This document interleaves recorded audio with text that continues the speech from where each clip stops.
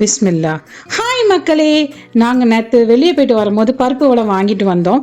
அது மிஞ்சிருச்சு, கொஞ்சம் சால்னாவும் இருந்துச்சு. இது ரெண்டையும் வச்சு சூப்பராக ஒரு ரெசிபி செஞ்சிடலாமா? வாங்க எப்படி செய்யறதுன்னு பார்க்கலாம். அதுக்கு முன்னாடி நம்ம இந்த வெயிலுக்கு சில்லுன்னு ஒரு ஜூஸ் அடிச்சு குடிச்சிட்டு நம்மளோட வேலையை பார்க்க ஆரம்பிச்சிடலாம். நான் இன்னைக்கு பிளாக் கிரேப்ஸ் தான் எடுத்திருக்கேன். இந்த கிரேப்ஸோட ஜூஸ் செம்ம டேஸ்டாக இருக்கும் மக்களே.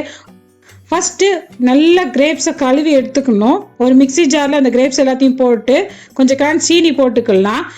இதை நல்லா அரைச்சி எடுத்துகிட்டு வந்துடலாம். இப்போ அரைச்சிட்டு வந்தாச்சு. இப்போ அரிப்பு வச்சு இதை இருத்துக்கலாம். இதில் இப்போ ஐஸ் கட்டி போட்டுக்கலாம். இப்போ நம்மளுக்கு செம்ம டேஸ்டான கிரேப் ஜூஸ் ரெடி ஆயிடுச்சு. இதை குடிச்சிக்கிட்டே நம்மளோட ரெசிபியை நம்ம செஞ்சிடலாமா? வாங்க நம்ம ரெசிபி எப்படி செய்யறதுன்னு பார்க்கலாம்.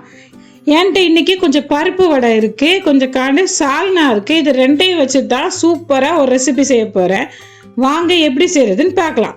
ஃபர்ஸ்ட் இது பருப்பு வடையை எல்லாத்தையும் நல்லா பிச்சு எடுத்துக்கலாம். இப்போ வடையை எல்லாத்தையும் நல்லா பிச்சு எடுத்து வச்சாச்சு. இப்போ நம்ம செய்ய ஆரம்பிச்சிடலாம். ஒரு சட்டி வச்சுக்கலாம். அதில் 2 டேபிள் ஸ்பூன் எண்ணெய் ஊற்றிக்கலாம். அதில் வெங்காயம், கருவேப்பிலை, பச்சை மிளகாயெல்லாம் வெட்டி வச்சிருக்கேன். அது எல்லாத்தையும் சேர்த்துக்கலாம். இதை லேசாக வணக்கிக்கலாம். இது வதங்கினதுக்கப்புறம் தக்காளி சேர்த்துக்கலாம். தக்காளி நல்லா வதங்கினதுக்கப்புறம் கொஞ்சம் மஞ்சத்தூள் போட்டுக்கலாம். கொஞ்சம் உப்பு போட்டுக்கலாம். அப்புறமா கரம் மசாலா கொஞ்சம் போட்டுக்கலாம். மல்லித்தூள் கொஞ்சம் போட்டுக்கலாம். மிளகாய் தூள் கொஞ்சம் போட்டுக்கலாம். சீரகத்தூள் கொஞ்சம் போட்டுக்கலாம். இது எல்லாத்தையும் போட்டு லைட்டாக வறுத்துடலாம். கரிஞ்சிடக்கூடாது, லேசாக தான் வணக்கணும். இப்போ கொஞ்சம் தண்ணி ஊற்றிக்கலாம். இது நல்லா மசித அளவுக்கு கொஞ்சம் நல்லா வதங்கணும்.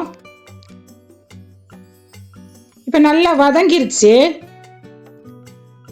இப்போ நம்மள்ட்ட இருக்கிற சால்னாவை கொஞ்சம் ஊற்றிக்கலாம். குழம்பு நல்லா கொதிச்சு வரணும். இப்போ வடை போடுறதுக்கு முன்னாடி கொஞ்சம் தண்ணி ஊற்றிக்கலாம். தண்ணி இல்லாமல் நம்ம வடையை போட்டோம்னா வடையெல்லாம் ஊறினதுக்கப்புறம் கட்டி ஆயிரும். அதனால் கொஞ்சம் தண்ணியாக வச்சுக்கிட்டு நம்ம இந்த வடையை இதில் சேர்த்துக்கலாம். இப்போ நல்லா கிளறி விட்டுறலாம். ஒரு 2 நிமிஷம் மூடி போட்டு வச்சிடலாம். இப்போ மூடி எடுத்தாச்சு.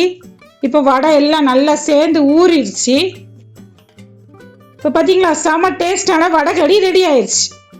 இந்த வடைகறி தோசைக்கு, இட்லிக்கெலாம் சூப்பராக இருக்கும். நீங்களும் இதை மாதிரி செஞ்சு பாருங்க, செம்ம டேஸ்டாக இருக்கும். சாப்பிட்டுட்டு எப்படி இருந்துச்சுன்னு கமெண்ட்ல மறக்காம சொல்லிட்டு போங்க. இந்த மாதிரி இன்ட்ரெஸ்டிங்கான வீடியோஸ் பார்க்கறதுக்கு என்னோட சேனலை மறக்காம சப்ஸ்கிரைப் பண்ணுங்க. பெல் பட்டனை கிளிக் பண்ணுங்க. அப்பதான் நான் அடுத்த வீடியோ போட்டோன்னா உங்களுக்கு நோட்டிஃபிகேஷன் வரும். இன்னொரு இன்ட்ரெஸ்டிங்கான வீடியோவில் பார்க்கலாம். பாய்.